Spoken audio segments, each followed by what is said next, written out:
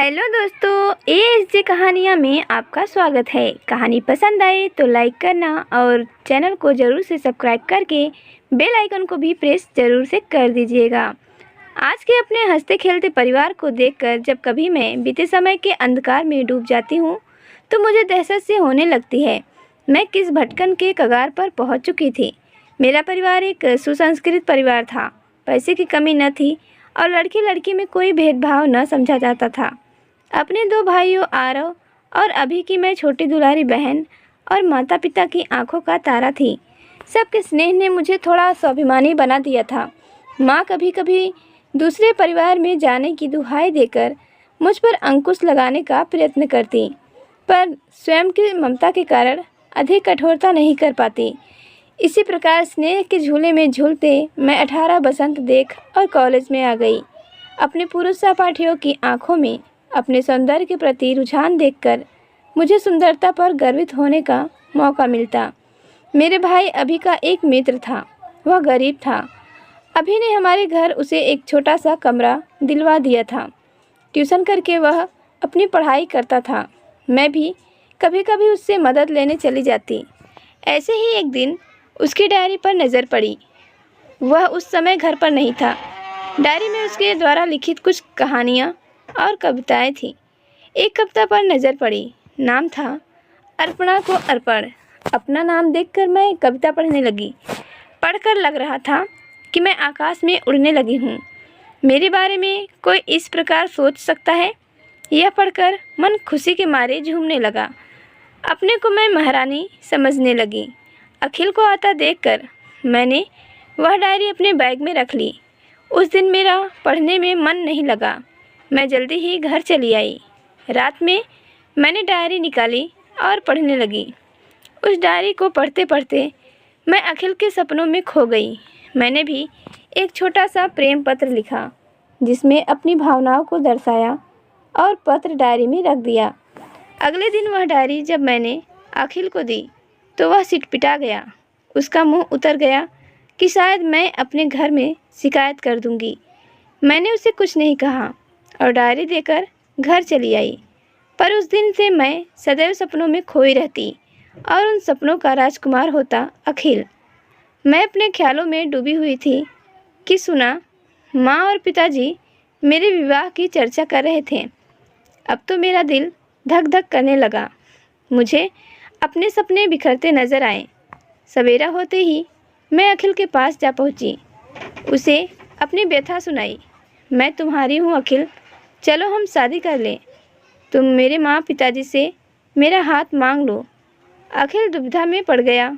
उसने मुझसे बताया कि मैं गरीब हूँ, अभी मेरे अपने ही रहने का खाने का ठिकाना नहीं है। तुम्हें किस तरह मांगूँ, तुम्हें कहाँ रखूँगा? तुम इतने नाजों में पली हो। पर मैं तो अपने जज्बात में इतनी मग्न थी कि मुझे अखिल की समझदारी उसकी बेवफाई लगी। अंत में मैंने उसे भागने के लिए प्रेरित किया। उसने मुझे बहुत समझाया, पर मैं तो अपने ही चाहत को परिपूर्ण करना चाहती थी, अतः उसे भागने के लिए प्रेरित करती रही। एक दिन उसने केवल इतना ही कहा, देखो अर्पणा, तुम तो मेरी हालत जानती हो। भागने के लिए कुछ रुपए तो चाहिए ताकि कुछ समय हम निश्चिंत रह सकें। मैंने कहा, तुम चिंता मत करो, वह समस्या मैं सुलझा लूँगी। एक सप्ताह बाद रात्रि में 12 बजे अखिल के घर में जाने का निश्चय किया। यह 7 दिन तो बस जैसे गुजर ही नहीं रहे थे। क्या क्या योजना बनाती, क्या क्या ख्याली पुलाव बनाती अखिल को लेकर। अंत में वह रात आ पहुँची। माँ पिता से बिछोह का दुख मेरे ऊपर कुछ असर नहीं डाल रहा था। मैं केवल अखिल के साथ के नशे में चूर थी। एक छोटे से बैग में रुपए और कुछ जेवर तथा कुछ कपड़े लेकर मैं रात में 12 बजे अखिल के घर जा पहुंची। अखिल के घर में रोशनी थी। लगा कि अखिल भी मेरा इंतज़ार कर रहा है। पर यह क्या, दरवाज़ा खोला तो देखा कमरा एकदम खाली है। न अखिल न अखिल का सामान। मैं तो किंकर्तव्य विमूढ़ होकर रह गई। बहुत ही गुस्सा आया अखिल पर क्या करती। चुपचाप घर लौट आई। रात भर अपने सपनों के महल ढह जाने का मातम मनाती रही और तकिए को अपने आंसुओं से गीला करती रही। घर में कोई भी मेरा दुख न जान पाया। समय बीतते देर नहीं लगती, मेरी तो आकांक्षाएं ही मर गई थीं।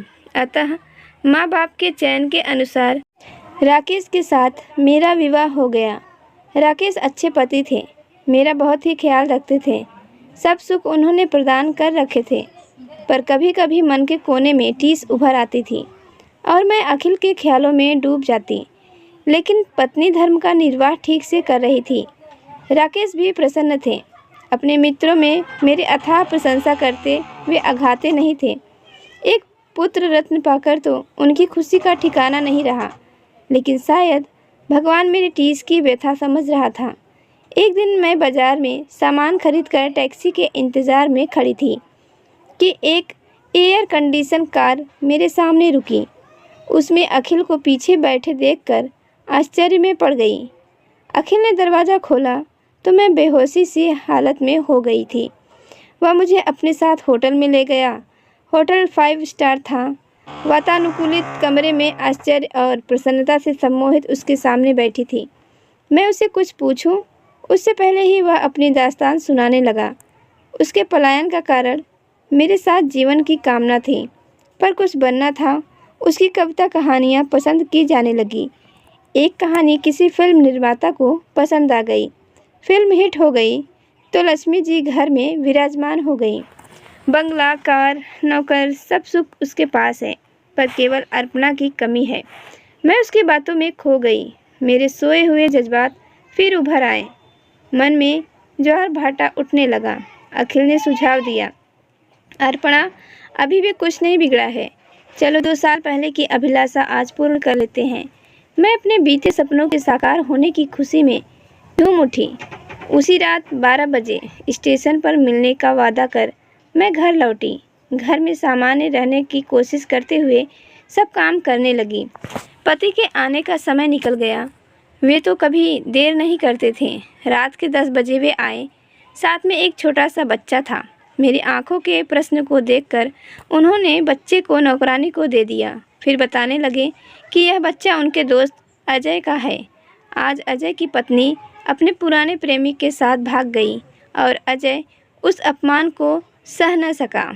उसने आत्महत्या कर ली। इस बच्चे ने उन दोनों का क्या बिगाड़ा था? यह अनाथ हो गया, इसलिए मैं इसको यहाँ ले आया हूँ। अर्पणा, तुम तो अन्नपूर्णा हो। इस बच्चे को भी अपने बच्चे के समान अपनी ममता देना। एक मासूम की ज़िंदगी बच जाएगी। राकेश तो अपनी कहानी सुनाकर खाना खाकर थकावट के कारण सो गया, पर मैं अपने अंतर मन की छटपटाहट के कारण सो न सकी और न अखिल के पास जा सकी। अपने बच्चे के अनाथ होने के भय से मैं भटकन की इस कगार पर पहुंचकर भी गिरते गिरते बच गई। तो दोस्तों, कहानी कैसी लगी? अच्छी लगी हो तो लाइक ज़रूर कर देना और चैनल पे नए हो तो सब्सक्राइब भी ज़रूर कर लेना। Thank you.